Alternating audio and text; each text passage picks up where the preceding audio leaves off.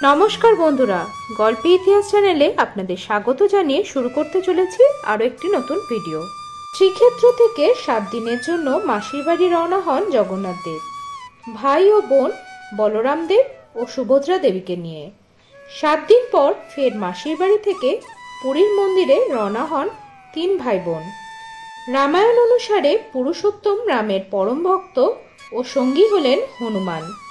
রামায়ণের অন্যতম কেন্দ্রীয় একটি চরিত্র তিনি। বিভিন্ন পৌরাণিক কাহিনীতে হনুমানের নানা বীরত্ব ও সাহসের পরিচয় পাওয়া যায়। তবে হনুমানকে পবন দেবতার অবতার বলেও মনে করা হয়। বেদ, মহাভারত ও রামায়ণে ভগবান হনুমানের উল্লেখ রয়েছে। পুরীর জগন্নাথ মন্দিরের বিভিন্ন পৌরাণিক কাহিনীতেও রয়েছে হনুমানের কৃতিত্ব। অনেকেই জানেন না, পুরীতে একটি মন্দিরে সোনার শেকল দিয়ে হনুমানকে বেঁধে রাখা হয়। এর নেপথ্যে কি কারণ জানেন? আসুন জেনে নেওয়া যাক কি সেই কারণ। বর্তমানে এই মন্দিরটি বেরি হনুমান মন্দির নামে বিশেষ পরিচিত। পৌরাণিক কাহিনী অনুসারে একটা সময় সমুদ্রদেব পুরীর জগন্নাথ মন্দিরের 3 বার ক্ষতি করার চেষ্টা করেছিলেন। তাই শ্রীক্ষেত্র ও শ্রীধামকে সমুদ্রদেবের থেকে রক্ষা করার জন্য শ্রী রামচন্দ্রের পরম ভক্ত হনুমানকে নিযুক্ত করা হয়েছিল।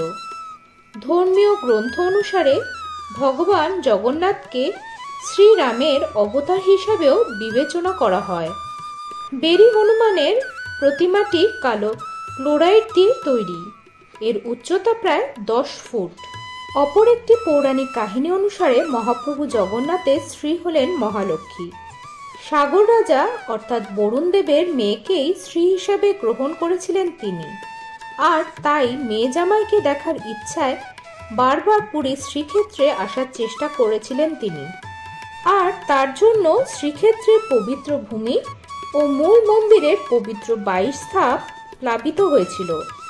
সমুদ্রের নোনা জল প্রবেশের কারণে সেখানকার বাসিন্দারা নিয়মিত ক্ষতির সম্মুখীন হন।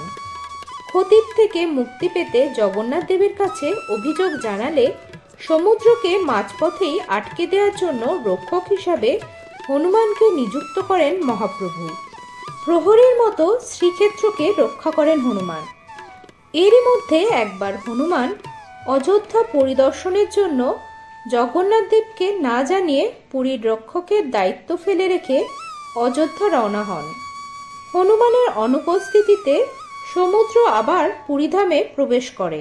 এমন অবস্থায় জগন্নাথ দেব হনুমানকে ফের পুরীতে মন্দির রক্ষা করার জন্য আহ্বান করেন।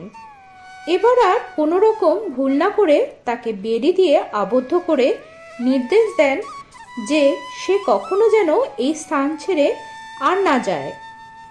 শিকল দিয়ে বেঁধে বজরংবলীকে পুরীর রক্ষক করা হয় বলে এই মূর্তিকে বেরি হনুমান বলা হয়। অনেকে আবার একে দরিয়া হনুমানও বলে থাকে। তাই বন্ধুরা, পুরী ঘুরতে এলে জগন্নাথ দেবের দর্শনের সাথে সাথে অবশ্যই দর্শন করে নেবেন বেরি হনুমানজিরও। তাহলে বন্ধুরা, ভিডিওটি কেমন লাগলো তা অবশ্যই কমেন্টস করে জানাতে ভুলবেন না। আর ভিডিওটি ভালো লাগলে অবশ্যই লাইক এবং শেয়ার করবেন। আর আমার চ্যানেলে নতুন বন্ধু হলে অবশ্যই চ্যানেলটি সাবস্ক্রাইব করে পাশে থাকবেন। দেখা হচ্ছে পরবর্তী নতুন ভিডিওতে। নমস্কার।